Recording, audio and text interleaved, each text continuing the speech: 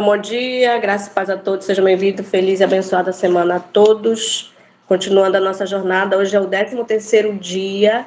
Deus seja louvado por nos sustentar, nos amparar. Estamos aqui todas as madrugadas, iniciou em outubro, 7 de outubro, e trabalhando o livro A Cruz e a Sombra, tem aberto muito, né, a nossa mente, nos mostrado muito que precisamos melhorar.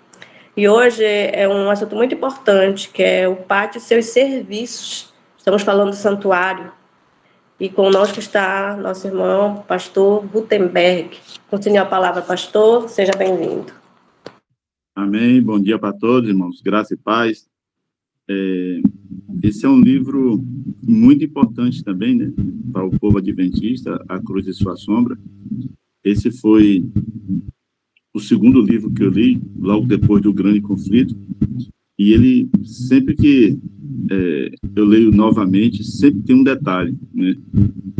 E lendo agora nesse período novamente, e para esse capítulo, né, o pátio e seu serviço, sempre aparece um detalhe que a gente não se apercebeu antes, né?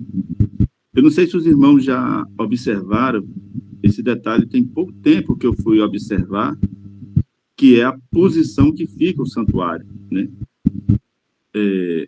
A gente sabe que só tem uma porta, né, do santuário, e essa porta fica virada para o nascente. Então, o santuário, a porta de entrada do santuário fica virada por nascente, para o lado que o sol nasce. Então, o pátio, que é a parte que está para mim hoje, logo depois da porta, vinha o altar de sacrifício, e depois do altar de sacrifício, a pia, e depois vinha a porta que era para entrar para o lugar santo, e depois o lugar santíssimo, né? Que elas ficavam alinhadas. E esse alinhamento entre o altar de sacrifício, a arca da aliança, né, a mesa do pão ázimo, ele fazia um formato mais ou menos de cruz. Mas eu queria chamar a atenção para os irmãos aqui, que, né, na parte do pátio e seus serviços, a gente vai estar falando sobre o altar de sacrifício e a pia. Só que tem um detalhe, né, que a gente vai estar falando do altar, que assim que entrava no pátio, né, que era a parte que todo israelita poderia participar e onde ele ia levar para ser feito os seus sacrifícios, as suas ofertas, quando ele adentrava no pátio, a primeira coisa que ele via era o altar de sacrifício. Só que tem um detalhe do motivo que a porta e o santuário estava virado por nascente. Porque assim que as pessoas entravam, né, e estavam ali no pátio e queriam se ajoelhar virado para onde estava a Arca da Aliança, o adorador teria que dar as costas para o sol. Então, todo o trabalho durante o dia, né, a parte da manhã, a parte da tarde, as pessoas estariam viradas em oração para a direção que estava a Arca da Aliança. E por ele ficar com o rosto virado para o lado da Arca da Aliança, ele teria que dar as costas para o sol. Isso a gente vai ver lá em Ezequiel, quando Deus está mostrando para Ezequiel o motivo, né, que o templo seria destruído, era porque os sacerdotes estavam dentro do templo, orando para o sol e dando as costas para Deus, né? Isso é um detalhe interessante de se ver, que às vezes a gente, por um ato simples, não presta atenção que a gente está dando as costas para Deus, está adorando outros deuses, mesmo estando num ambiente sagrado, que era estar no santuário, qual foi um dos maiores pecados ali na destruição do templo de Jerusalém, o primeiro, né? Os sacerdotes estavam adorando o Deus Sol, e quando eles iam adorar o Deus Sol, eles davam as costas para Deus, né?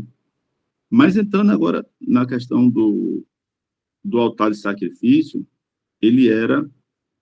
tem alguns detalhes né? A gente não vai entrar em todos os detalhes dele aqui, mas alguns detalhes eu achei importante chamar atenção para os irmãos. Ele era coberto de bronze. Agora, no altar de sacrifício, a oferta de holocaustos, ele era totalmente queimada, né, no altar.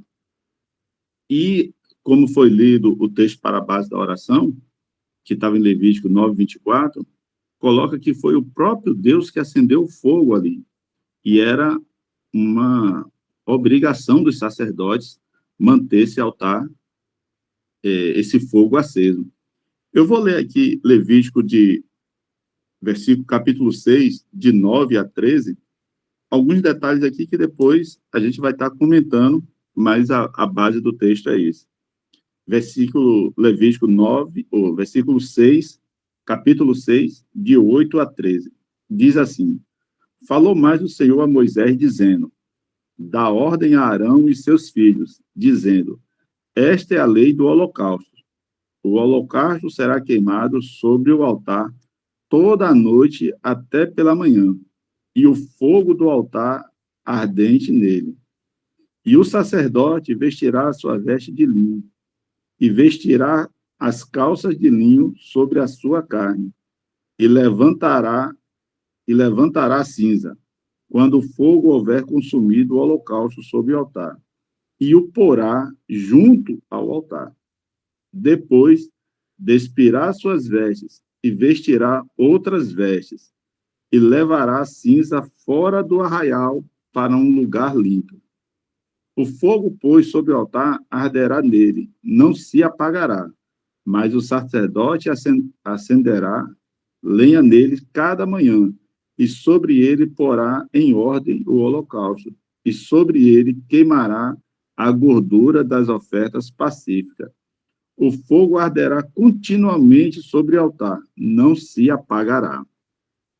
Bem, irmãos, tem alguns detalhes aqui desse versículo que eu gostaria de chamar a atenção para os irmãos e a gente fazer também uma conexão espiritual dessa parte, né, da oferta do sacrifício que estavam ali no altar. A primeira coisa é a gente lembrar, né, que a oferta de holocausto, a oferta queimada, ela era totalmente consumida no altar, né? Tem algumas ofertas que o sacerdote comia, tinha algumas ofertas que o adorador também comia, mas a oferta de holocausto era totalmente consumida no altar, ninguém comia. Isso simboliza a entrega total para Deus, né? Tudo que nós temos está na mão de Deus. Então, é importante a gente lembrar disso, porque até hoje, né, o próprio Paulo coloca, se eu me doar totalmente a Deus, né, me oferecer até o meu corpo em sacrifício na causa de Deus, mas se não for por amor, quer dizer, se não tiver em plena comunhão com Deus, não serve de nada, né? E isso é a mesma coisa também nos sacrifícios, né? Tanto que tem algumas passagens que Deus vira para Israel e diz assim, ó, eu não lhe pedi esse tanto de sacrifício, mas que você me desse primeiro o coração. Porque se você, ou eu, né, ou qualquer pessoa, se faz a adoração a Deus de forma apenas a formalidade, apenas cerimonial, mas o coração não está ali, não está compreendendo a simbologia do ato, então ele não tem valor para Deus, porque o que Deus quer é o nosso todo, né? Quando Deus diz, eu quero o seu coração, ele quer você todo, ele quer sua mente, e aí todo o resto o acompanha. Um outro detalhe que eu queria chamar também a atenção dos irmãos é que quando era sacrificado o animal, né, como a gente sabe, uma parte do sangue o sacerdote apanhava, né, aparava e levava para dentro do santuário, né, no altar de incenso e aspergia na cortina do lugar santíssimo. Mas todo o restante, que seria a maior parte, era lançado na base do altar de sacrifício, né? Agora, eu queria chamar a atenção para os irmãos para um detalhe. Esse sacrifício, né, de holocaustos, esses sacrifícios que eram queimados durante a noite para o dia todo, e durante o dia, né, quando as pessoas estavam fazendo as suas ofertas, elas geravam cinza. E outro detalhe aqui também, chamar a atenção para os irmãos. Só o sacerdote poderia oferecer o sacrifício. Eu não sei se os irmãos já fizeram uma distinção entre sacerdote e levita, porque o sacerdote, ele tinha obrigações específicas que só ele poderia fazer. O levita não poderia fazer. Os sacerdotes, Arão, né, era levita, mas os sacerdotes eram da linhagem de Arão. E o pai de Arão, né, ele teve 4 filhos. Então, os outros, vamos dizer assim, familiares de Arão, eles estão na categoria dos levitas, como registra na Bíblia. Mas quando chama sacerdote, é só a linhagem de Arão. Tanto que a linhagem de Moisés não era de sacerdote, né? O sacerdote está na linhagem de Arão. Então, com isso, tem detalhes no trabalho do santuário, e no específico aqui do altar de sacrifício, que só o sacerdote poderia ministrar a oferta, apresentar a oferta ali no altar e fazer todas as partes do trabalho que envolvia com o altar. Os levitas não poderiam fazer. E então, quando o sacerdote oferecia esse sacrifício, né, ele representava a Deus, a Cristo, né, oferecendo o sacrifício de cada um de nós, de oferta de cada um de nós perante Deus. Isso é muito importante. Mas o ofertante, que somos nós, temos que estar contrito em levar aquela oferta a Deus. Então, quando a gente vai na igreja, trazendo aqui para a nossa vida prática, quando a gente vai para a igreja e leva uma oferta, né, em dinheiro, ali não pode ser uma meramente questão financeira para ajudar a igreja, né? A gente tem que ter isso em mente. Ali você está dando uma oferta a Deus. Então, você tem que estar consagrado aquele dinheiro, mas principalmente você consagrado. Então, muitas vezes, a gente, não se atentando para isso, não separou uma oferta para levar. E quando chega na igreja ali, separa um dinheiro de última hora.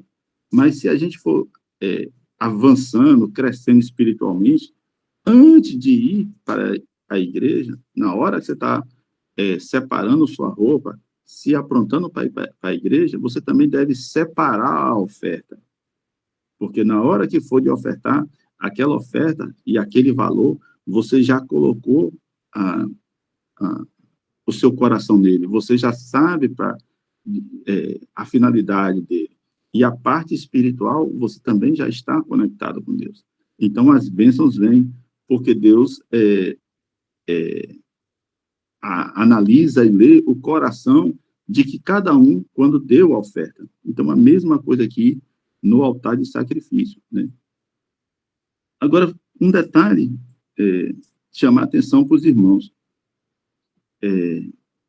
Quem tirava a cinza, né? Porque você está ali queimando várias ofertas, as madeiras estão ali com fogo aceso, e quem tirava essa cinza do altar de sacrifício? Quem fazia esse trabalho de limpeza do altar?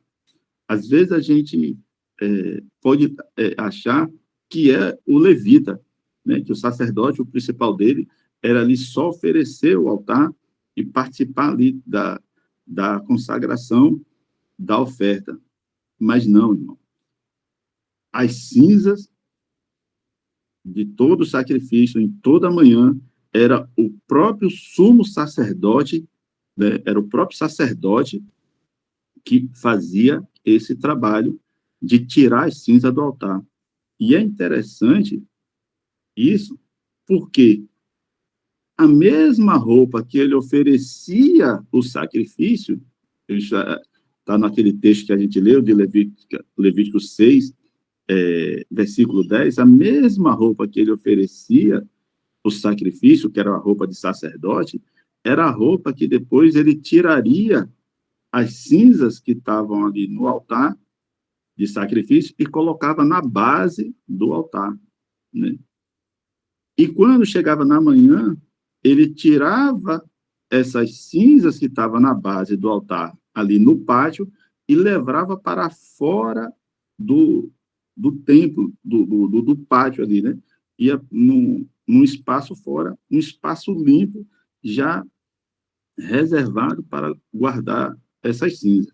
Agora, achei uma coisa interessante que estava no texto, aqui A Cruz de Sua Sombra, que essas cinzas eram também para chamar atenção para os adoradores, e principalmente para as crianças, né? Porque as crianças, quando a gente falou, só tinha uma porta, e assim que ele entrava no pátio, logo na frente estava o altar de sacrifício. E essas cinzas ficavam na base do altar de sacrifício, que eles iam tirando, né, à medida que acumulava, para poder manter o fogo aceso. E quando as crianças perguntassem para os pais o que eram aquelas cinzas ali, era a oportunidade dos pais explicar que foi uma oferta totalmente consagrada a Deus, né? E ali era o destino final do pecado de cada um de nós, era ser totalmente consumida e virar cinza. Agora, tem um detalhe, né, que está aqui também em Levítico 6, 11, é que quando o sacerdote ia tirar essa cinza da base do altar e levar para fora, ele trocava de roupa. Ele já não estava mais com as roupas sacerdotais, né? Já estava com outra roupa. E a interpretação é que quando Cristo está ministrando hoje no santuário celestial, ele está com roupas sacerdotais. O pátio, simbolicamente, os trabalhos aqui na terra. Cristo ofereceu o sacrifício aqui na terra. E a parte do primeiro e do segundo compartimento, que é o santuário, é o que Cristo levou para o céu, né? E agora, como ele está no céu, intercedendo por nós, apresentando o seu sacrifício, apresentando os nossos pedidos de arrependimento diante de Deus, diante do altar de Deus, né? Ele está ministrando o trabalho de sacerdote. Mas quando ele finalizar o trabalho de sacerdote e disser que está concluído, finalizou toda a intercessão por todos aqueles que pediram e permaneceram fiel a ele, pediram perdão dos pecados e permaneceram fiel, fechará a porta da graça.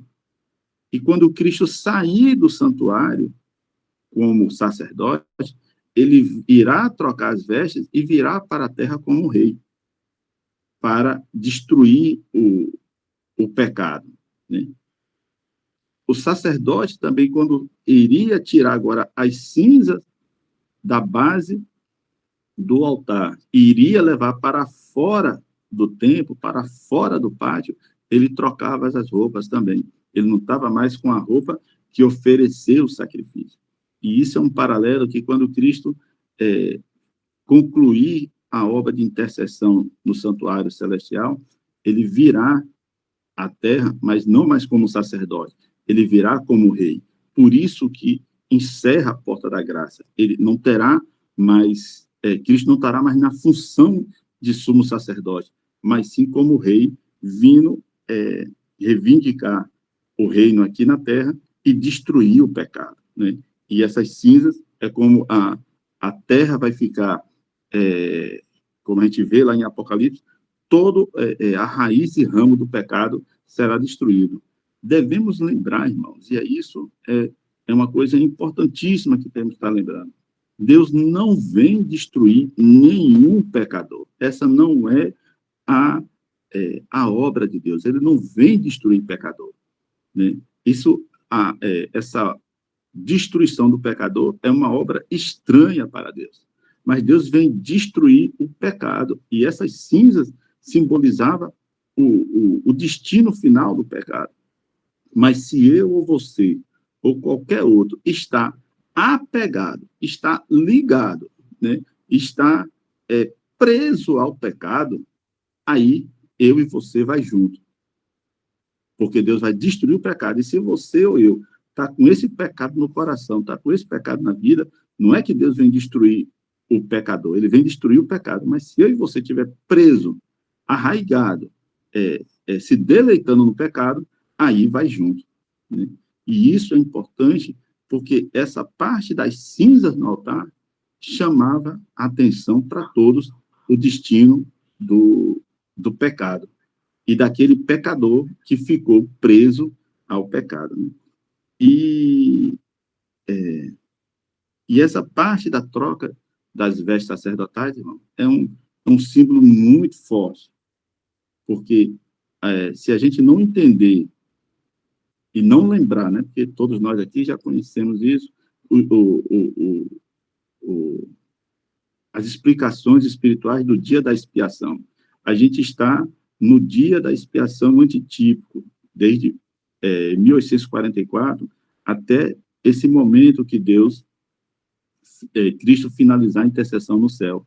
Então, durante esse período, irmão, do dia da expiação, né, que algumas igrejas estão fazendo culto, esse período de outubro, as igrejas usam muito essas pregações sobre o dia da expiação, a gente tem que estar se lembrando, irmãos, de se consagrar inteiramente a Deus para isso.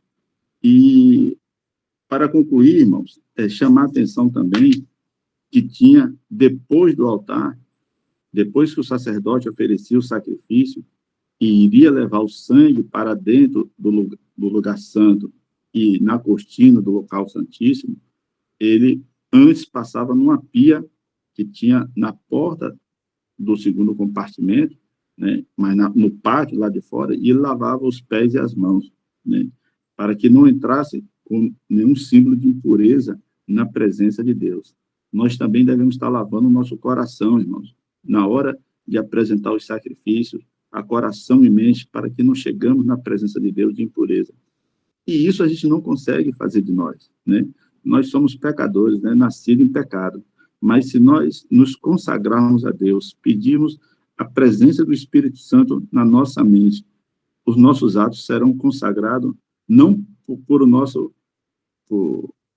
ofertas, não por nossos atos, mas pela presença de Cristo nos nossos atos, né? Se a gente fizer os nossos atos por egoísmo, porque eu posso fazer, eu tenho condições de fazer, né, essa oferta não é aceita. Mas a oferta mais simples, mas se ela é feita por amor a Deus, por amor a Cristo, reconhecendo que Cristo morreu na cruz do Calvário pelos nossos pecados, essa oferta é aceita. E que Deus nos ajude, irmãos, a compreender essa simbologia e essa necessidade de uma consagração total a Deus. Que Deus nos ajude para isso. Amém. Amém. Amém.